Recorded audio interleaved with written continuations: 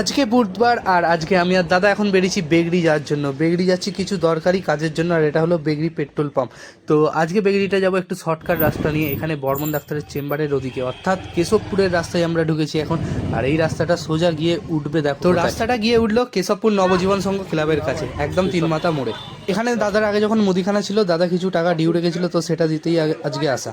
তো শুধু এখানে এসেছিলাম, তাই এখান থেকে দাদা কিছু সস আর তেলও কিনে নিল।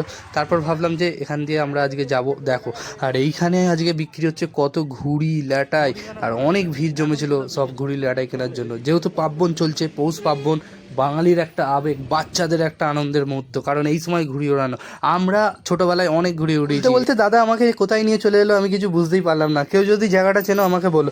এই মন্দিরটা অপরূপ সুন্দর লাগছিল। এটা বেগড়ি থেকে বাঁদিকে বেগলো কামারশালের দিকে। অনেক জায়গাটা হয়তো চেনো, কামারশাল বলে সবাই। এই কামারশালের দিকে আসতে এই মন্দিরটা পড়ে, আর খুবই সুন্দর লাগছিল। এখানে একটা পুকুরও ছিল, আর মন্দিরটা তো অপরূপ সুন্দর, মা সিদ্ধেশ্বরী মন্দির। আর এখানে নন্দী মহারাজ, আর সামনে শিব ঠাকুর। তো ভিডিওটা এখনও শেষ হয়নি, সবাই বেরিয়ে যেও না। ভিডিওটা এখন পর্যন্ত যারা দেখে ফেলেছো একটা লাইক করে দাও। আমরা এখন এসে গেছি মাখোর্দা, আর মাখোর্দা বাজার আজকে এখন ফাঁকাই আছে, কারণ দুপুর হয়ে গেছে। তো এবার ভাবছি এখানে মন্দিরটাতেও ঢুকবো, কারণ এখানে চলছিল মেলা। তো এটা চণ্ডী মাতা মন্দির, তো এখানে এখন ঢুকলাম। আর দেখো খালি ভেতরের অবস্থাটা, কত দোকান বসেছে ভাই। আমি তো আগে যখন এসেছিলাম অনেক ফাঁকা ছিল। আর এই দোকানে দেখো খেলনা বিক্রি হচ্ছে, মায়ের প্রসাদ বিক্রি হচ্ছে, তারপর বিভিন্ন বাচ্চাদের খেলনাম বাটি, তারপর এখানে ঠাকুরের ছবি। মানে একটা আলাদাই ব্যাপার চলছে এখানে। জানতামই না যে এখানে মেলা চলছে। আমরা আসলে এসেছিলাম মাখোর্দা বাজারে কিছু কিনতে, কিন্তু যখন দেখলাম মেলা চলছে আর মেলায় অনেক ভিড় আছে, তো এখানে কেনাকাটা করতে ঢুকে পড়লাম। আর মন্দিরটাকে তো অপরূপ সুন্দর লাগছিল, আগেও বলেছি এখনও বলছি। আগেও আমি একবার ভিডিও বানিয়ে গেছিলাম, যারা দেখেছো বুঝবে। আর এখানেও একটা শিব ঠাকুর আছে, এটা হলো শিবের মন্দির। আর এই হলো চণ্ডী মাতা।